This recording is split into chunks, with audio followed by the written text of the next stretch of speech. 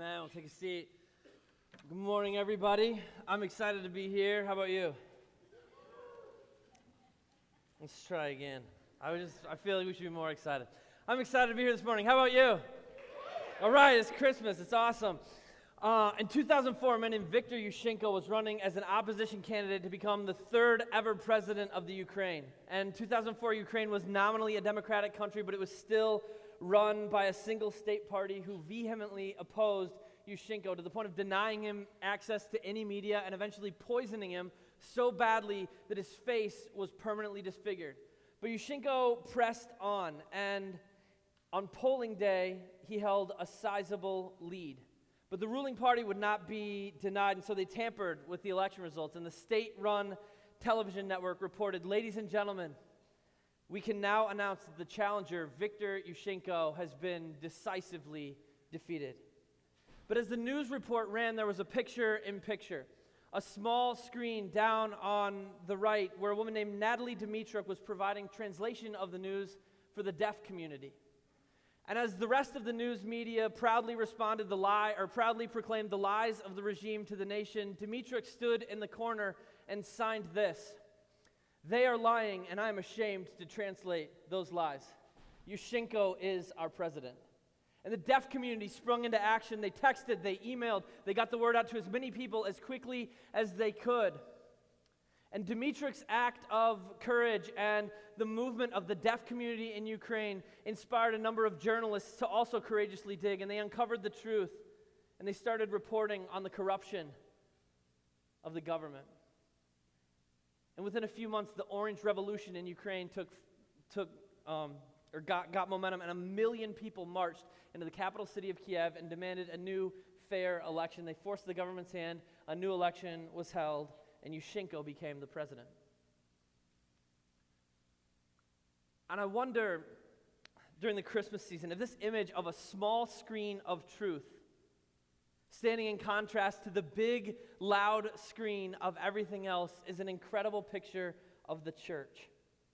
Let me explain what I mean. This season finds its grounding in the birth of Jesus, yes, but Jesus is not what you're going to see if you turn on your TV or you walk into a department store, if you crank up the radio, walk by a magazine rack, or look at anything else in our culture. If you look at the big, loud screen of our world, despite the fact that you might occasionally drive by a nativity, what you're going to see is a man in a red hat, this guy, right? Or, to be fair, during this season, this guy. Okay, they both have red hats, and I have neither the time nor the inclination this morning to do a compare and contrast between the two of them beyond the red hats. But there can be no doubt that the big screen of our lives and the big screen of our culture this December is being dominated by Santa Claus and by Donald Trump. Okay, and that's not an accident, and it's not a coincidence. What it is a really clear picture of where our hope lies as a culture. What it is, for better or worse, is an uncomfortable look into the soul of America.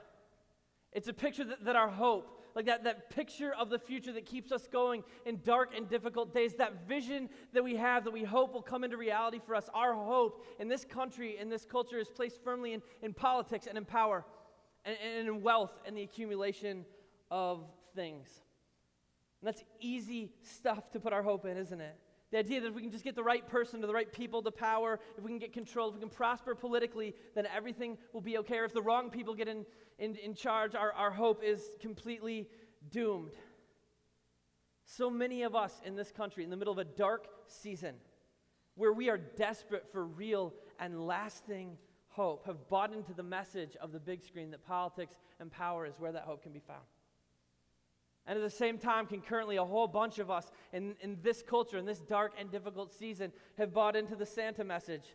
We've looked at the images flashing on the big bright screen of houses and cars and clothes and gadgets and things, and we've bought into the idea that if we can just accumulate enough stuff, if we can accumulate enough things for ourselves and build enough wealth, that's the place where our hope lies. That's the message of the big screen this December. It's the two men in the red hats battling for the souls and the hope of the United States of America. That's where we are. But there in the corner, in a different screen, is a message about a different kind of hope. It's the church signaling to a watching world, don't believe the big screen. They're lying. It's not that politics is inconsequential. It's not that things are bad. But don't waste your hope there. The hope that you're desperate for in the middle of this shattered world. That thing inside of you that's longing to live in a world that isn't so messed up like this one. That desire for significance and meaning that lives deep within your soul. The hope that you are yearning for, it isn't found there. It's found in a different place. It's found in a king lying in a manger. You could have everything that the big screen promises you, and if it costs you your soul, it'll be worth nothing to you in the end. Don't miss out on what Christmas really means. So in the middle of this series, the Christmas stories, we've been taking a look at this incredible, amazing, beautiful, old, familiar story from some fresh perspectives. We've looked at it through the eyes of Joseph and through the eyes of the shepherds, and I'm really fired up about next week. We're going to look at the story through the eyes of Mary. It's going to be amazing. But this week, I want to kind of flip it on its head. I want to take a look at the Christmas narrative through the lens of a guy who totally blew it. I want to look at the Christmas story through the lens of a guy who absolutely missed the message of the manger through its greatest villain, a king named Herod. Okay, if you have your Bibles or your Bibles with you this morning, open up to Matthew chapter 2. If you don't have a Bible, no worries. The words will be on the screen. If you don't own a Bible, we would love to give you one. Please stop at the Next Steps table. You don't have to talk to anybody or sign anything up. Take one in your favorite color. Take it home. Read it. See what happens. But real quickly, before we dig into this story in Matthew chapter 2, I want to give us a little background about who Herod was. Okay, because Matthew's original audience, the Jews, would have known who Herod was. And when they read the word Herod in Matthew chapter 2, a lot of thoughts and a lot of feelings and a lot of emotions would have been attached to that. So it's important for us as we read it to understand a little about who this guy was. Okay, so Herod is not to be confused with Herod Agrippa, who we find later in the Old Testament in Acts. That's his son. This Herod is known as Herod the Great. Herod was an Idumean by birth, the region just south of Israel. He was a Jew by religion, had been raised a practicing Jew all his life, and he was born into a family of great political influence. And his family had gained even greater political influence by being fiercely loyal to the Roman Empire after the Roman legions under Pompey conquered the region in 63 BC. And Herod was a leader and a fast riser. By his mid-20s, he'd been appointed governor of the province of Galilee, which was northern Israel. It's where the city of Nazareth, Jesus' hometown consequently, was located. But during the time that Herod was governor, the Parthians came and they attacked the area and they took over. And Herod escaped to Rome. And he stood before Octavian, Caesar Augustus the emperor, and the Roman Senate, and he pleaded for armies and resources to go take back over the area, and he convinced them that that area was economically important to the empire. And improbably and unexpectedly, the Roman Senate was so impressed with Herod, and they were so captivated by his vision, that they named him then and there King of the Jews. Herod, King of the Jews. Hold on to that thought. That title is not unimportant in the Christmas story. So Herod returned with the Roman army. He took back the city of Jerusalem. He took back the nation of Israel, and he began his reign as king of the Jews. And you might be tempted, since I told you he's known to history as Herod the Great, to think that he was a pretty good king, because that's what great means. But if that's what you thought, you'd be wrong. The hallmarks of Herod's reign were the tyrannical use of his authority and his unflinching use of violence to crush anyone and everyone who opposed him. When I say anyone and everyone, I mean anyone and everyone. He murdered political enemies left and right, even family members. At one point, Herod got convinced that two of his sons, might have had the ability to usurp him because they were getting popular. So he had them murdered. And then he had their mother murdered just for good measure, just in case. It was cool. He had other wives. This guy was a ruthless despot. Like, to the day that he died, he didn't change. This is what happened. When Herod was on his deathbed, he had his secret guard, which was like a state police that suppressed dissent in Israel, go out and arrest some of the most respected members of society in Jerusalem, because he wanted people to cry on the day that he died. And he knew that when he died, there was going to be a party in Jerusalem because everybody hated his guts. And so he arrested these guys and ordered them to be killed immediately when he died so that the city would be in mourning. This guy was messed up in the head, okay? But his nickname, the Great, comes from the fact that he was a prodigious architect and builder.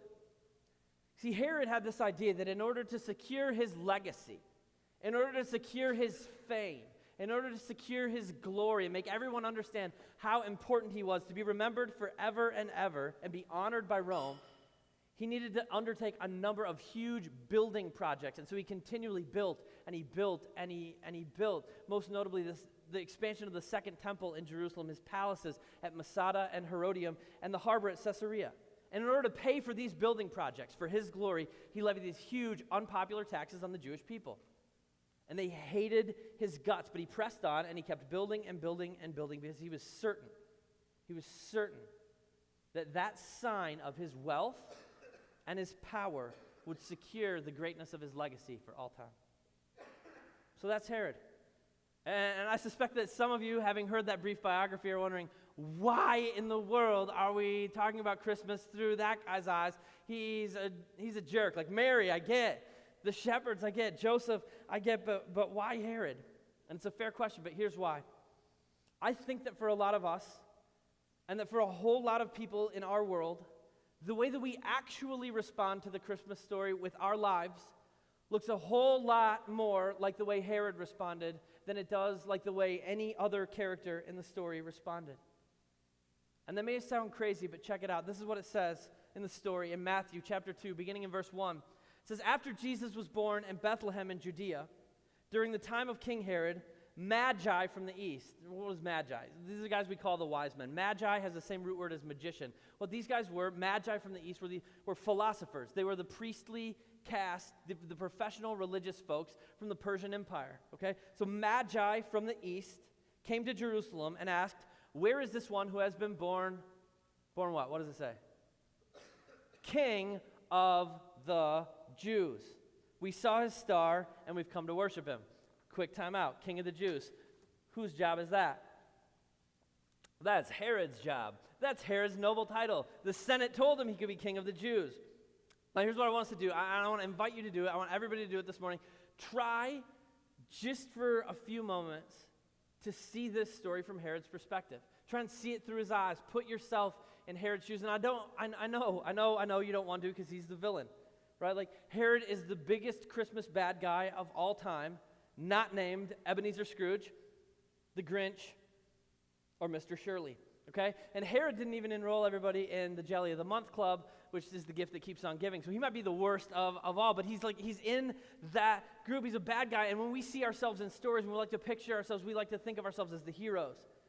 But for now, try and see this through the lens of the villain. Imagine that you're Herod, and you've spent your entire life and your entire career building this wealth and building this power and building this reputation for yourself. You're the king of the Jews. And then these Persian prophets, these Persian priests show up and they're like, "Hey, we saw a star in the sky. The king of the Jews got born." When you heard the phrase king of the Jews, how quickly would your head turn? How intently would you be paying attention immediately? Like Herod was. Try and hear this through Herod's eyes, okay? So these guys show up and they're like, "Hey, we saw a star. The king of the Jews is born." And the story continues. So when Herod heard this, he was disturbed, and all Jerusalem with him. When he called together all the people's chief priests and teachers of the law, he asked them where the Messiah was to be born. "In Bethlehem in Judea," they replied, "for this is what the prophet has written. But you, Bethlehem, in the land of Judah, are by no means least among the rulers of Judah, for out of you will come a ruler who will shepherd my people Israel." Then Herod called the Magi secretly and found out from them the exact time the star had appeared. He sent them to Bethlehem, saying, "Go and search carefully for the child. As soon as you find him, report to me so that I too may go and worship him." Two quick things I want us to see right off the bat. Number one, Herod hears that a guy's born who's the king of the Jews, and he's disturbed. Okay, and the word that Matthew uses for disturbed here means like upset profoundly and deeply in your soul. And he has good reason to be upset, because this is the second thing I want us to see. He gets it. Herod gets it. He understands. When he hears those guys use the words king of the Jews, the first word that goes through his mind is Mashiach. Messiah, Christ. Messiah is this Old Testament word that means anointed one. It's Hebrew. Christ is the Greek word that means anointed one. And Herod's been raised as a Jew. He's been steeped in this tradition. And as soon as he hears that phrase, he thinks, "Oh my goodness, this is the one. The whole book is about this one.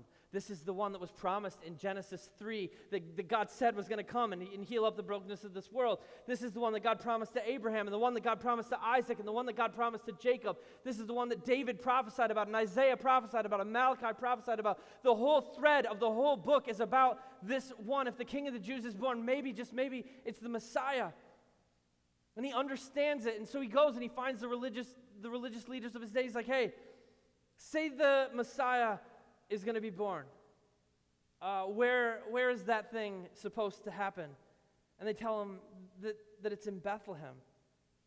Right? And Herod, he's a leader. He can define reality. He understands the stakes. And because he understands the stakes, at this point in the Christmas story, Herod has a choice to make. He has an important choice to make. He's sitting there on his throne. Okay? And Herod's throne affords him two things that are incredibly important to him. Two things that he spent his life chasing after. Two things that he has absolutely placed his hope and his legacy and his future in. As he sits there on his throne, it affords him the ability to have control over others and the ability to have control over himself. He can determine the course and the direction and the actions of other people for his own benefit, and he can determine his own course. He can chart his own way through the world. He can do what he wants to do for his glory and his legacy and his power and his wealth. That's the power of the throne that Herod is sitting on. But if that baby born in Bethlehem, if that baby underneath that bright star, if that baby is the Messiah, if that baby is the one that all of the law and all of the history and all of the prophets have been pointing to, if that baby is the anointed one, then Herod doesn't get to sit on that throne for very much longer, because the throne belongs to the real king. And Herod knows it, and so he's got a choice to make. He can put his hope in the Messiah. He can believe everything that the prophets said. He can believe that this one that God promised really is the one, that it's a better hope, that it's a greater future for the world. And he can fall in line, or he can refuse the hope in the Messiah and decide that his hope is best, that his hope is most secure, that his future is most secure in his own hands and in his own throne, in his wealth and in his power. And if Herod's hope stays there, then that baby is a threat. So what does Herod do? Well, the Magi, they go and see Jesus, and the angel warns them not to go back to Herod because he's wicked. And we'll pick up the story in verse 13. It says, when they, the Magi, had gone, an angel of the Lord appeared to Joseph in a dream. Get up, he said, take the child and his mother and escape to Egypt. Stay there until I tell you, for Herod is going to search for the child to kill him. So he got up and took the child and his mother during the night and left for Egypt, where he stayed until the death of Herod. And so was fulfilled what the Lord had said through the prophet, out of Egypt I called my son. When Herod realized that he'd been outwitted by the Magi, he was furious. And he gave orders to kill all the boys in Bethlehem and in the vicinity who were 2 years old and under, in accordance with the time he had learned from the Magi. Then what was said through the prophet Jeremiah was fulfilled. A voice is heard in Ramah, weeping in great mourning, Rachel weeping for her children and refusing to be comforted because they are no more. It's heartbreaking. Herod's response is heartbreaking. And I think the tragic paradox of it, the tragic paradox of Herod's response to the Christmas story is that on the one hand, he had more faith in the word of God than Israel's religious leaders did.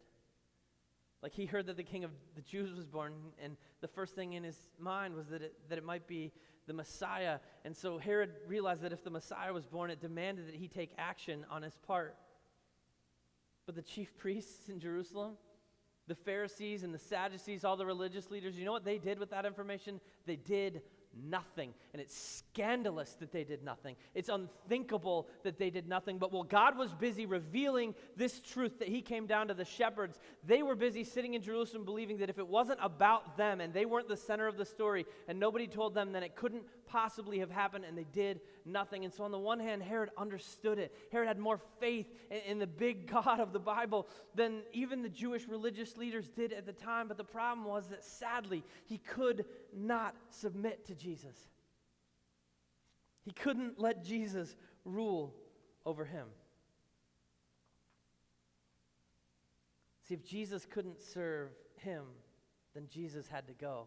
because Herod was living at the center of Herod's story, and he couldn't see it, and he couldn't have it any other way. His hope was placed firmly in power and in wealth and in himself. I think it's easy, like 2,000 years later, to look back at Herod and just say, that guy was an idiot. It's easy because we know the rest of the story. And he was. And it's easy for us to sit here and to read the story and to know that he's the bad guy and to think, I would have never, ever, ever responded to the Christmas story in the way that Herod responded to it. But I wonder if we really have learned that much in the last 2,000 years. If even knowing the end of the story, whether that's true. I wonder if a whole lot of people in our world wouldn't have responded the exact same way that Herod did. Because here's what I see. I look out at the big, bright screen of my world, flashing the message that if we can just get the right person in power, if we can just get it figured out politically, that if we can just accumulate enough wealth and get enough stuff for ourselves, then our hope is secure. And I see a whole lot of people buying in to that message. I see a whole lot of people buying in. And two, I'll be honest this morning, I think this is true for most of us. I know it's true for me. When I look in the mirror every morning, I see the person that I like on the throne of my life. And just in case, I have a disclaimer, just in case some of you are thinking, Mike is such a spiritual pastor. He has a picture of Jesus taped to his mirror. Like, unless Jesus is a bald, pasty white guy who keeps his beard shaggy to hide his second chin, it's not him I'm seeing in the mirror, okay? I like to be on the throne. I like to be in control. Anybody else? Like anybody else? And here's the thing, unintentionally, and maybe without even ever having recognized it before, a lot of us are looking at Christmas this year through the same eyes and the same lens that Herod looked at it through thousands and thousands of years ago, that baby in the manger is nice. That the baby in the manger is cute, that he's a great story and all, and we love the warm fuzzies we get when we talk about the sheep and the manger and all of that jazz, and as long as he's over there in the manger, it's really great that God came for us, but if he crawls out of that manger and he wants to sit on the throne, that's a different story. I want to ask the question this morning. I challenge you to really think about it and be dead honest with yourself. Who is sitting on the throne of your life?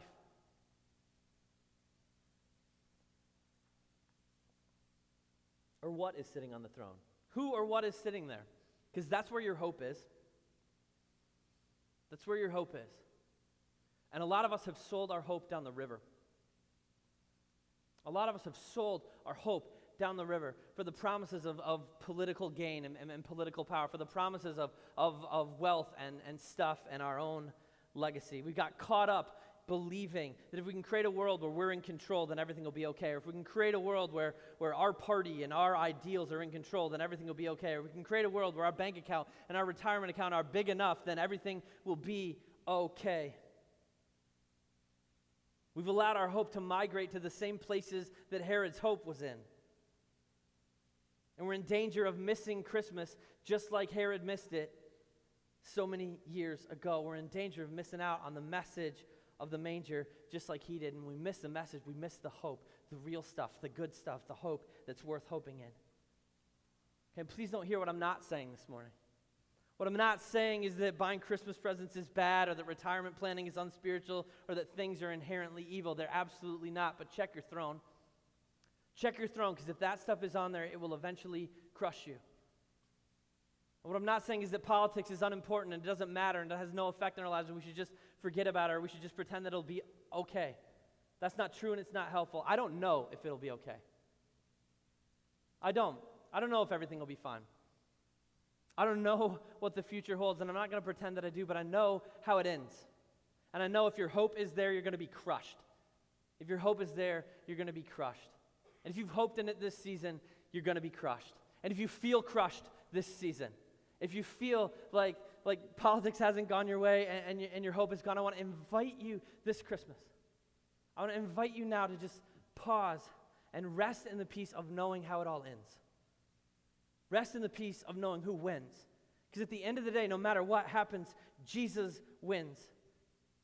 At the end of the day, it's not our wealth that's going to protect us. It's not our power that's going to protect us. The American government can make things a whole lot better or a whole lot worse, but it cannot fix the problems of this world. Jesus can, only Jesus can, and he's at work right now to set all things new and to make all things right. I'll tell you what, this Christmas, for me, I refuse to miss it the way that Herod did. I refuse this Christmas to believe that a man in a red hat can save me. And I refuse this Christmas to believe that a man in a red hat can crush me. I refuse. I don't have time to put my hope in the garbage of the false promises of power and the false promises of wealth. I don't have time for that. I don't have time for that because my king is in the manger. God came for me, which means my soul is indestructible and my hope is unquenchable. My hope is in the God who crashed into human history that night in Bethlehem. My hope is in the King lying in the manger under that star who promised that he came for me, who stepped into my story and your story and our story on a suicide mission to reconcile a broken world to the God who created it and loved it. My hope is in the Jesus who died on a cross and rose again in victory and promises us that he will make all things new and set all things right, that the world that we're longing for deep in our souls doesn't have to just be a dream that exists out there, but it's a reality that we can usher in even now, and that one day we will know fully. It's a hope worth hoping. My hope stands in bold relief against the backdrop of a pitch black and hopeless world, shining a light that Jesus came for us. And that hope can be yours this morning. If you put it in any other place, if anything else is sitting on your throne, that hope can be yours this morning. It's free. It won't cost you anything, but it will cost you everything, because it will absolutely cost you your throne. Let me be clear. If you are not in a spot this morning where that baby can move from the manger to the throne, then you are in grave danger of missing out on Christmas, just like Herod missed out on it so long ago. And Herod missed it because he understood something that we got to understand this morning too. That baby in the manger will be king or he will be nothing. And Herod couldn't bring himself to let go of his throne. He couldn't bring himself to believe that letting Jesus be king was the better option. He refused to believe that placing his hope in Jesus was the choice that he needed to make. And so he hoped, and he clung to his wealth, and he clung to his political power, because he knew that Jesus would be king or he would be nothing. And Herod didn't want to stop being king. So he clung to it. And he sat on his throne and he tried to manufacture his own hope and his own future and his own legacy. And Herod built and he built and he built and he built. He built massive monuments to his own greatness, hoping beyond hope that in the end, that's what would matter. But what's his legacy? 2,000 years later, Herod gave us ruins. Jesus gave us the church. The church. The group of people that he called out, this group of people who put him on the throne of their lives, who believed that he came and he died and he rose again and he's setting all things right and making all things new. This group of people who are hoping a glorious, unstoppable hope that one day the world will be the way we desperately long for it to be. Who are hoping beyond hope that this story, that this world is not finished, that the final chapter has not been written yet. The stakes this Christmas are incredibly high for us. They're incredibly high for the church. The community of people that Jesus designed to be his primary vehicle for drawing a hurting world to himself and bringing hope to hopeless eyes. The stakes are high when it comes to our response to the Christmas story. Because if we respond like Herod did, by buying into the messages blaring out on the bright, loud, big screen of our world, that maybe politics and maybe power can save us, that maybe money and maybe wealth can save us, that maybe we can save ourselves if we can just sit on the throne and get control. If we buy in to that message,